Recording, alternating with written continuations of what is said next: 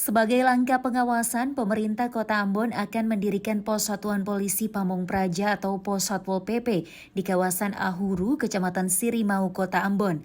Tindakan tersebut sebagai upaya Pemkot untuk mencegah warga membuang sampah di lokasi ini.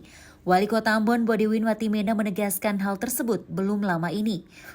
Saya rencana untuk memasang pos Satpol PP di situ. Karena disinyalir tidak mungkin masyarakat sampah rumah tangga itu dibuang sebanyak itu.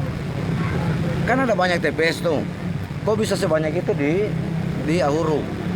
Kami mensinyalir ada perusahaan-perusahaan, ada instansi-instansi yang membuang di sana dengan trek-trek malam-malam.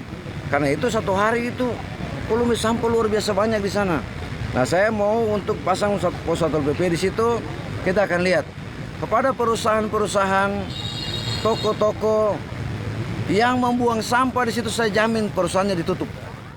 Wali Kota Ambon memastikan kondisi kawasan Ahuru saat ini telah kembali bersih setelah seluruh sampah diangkut. Watimena menegaskan kawasan Ahuru bukan dijadikan tempat pembuangan sementara atau TPS resmi, melainkan TPS yang tidak pernah ditetapkan oleh pemerintah. Menurut Watimena, pembuangan limbah secara ilegal berpotensi membahayakan lingkungan dan kesehatan masyarakat, sehingga perlu pengawasan dan penegakan aturan secara konsisten. Tim Liputan TVRI Maluku melaporkan.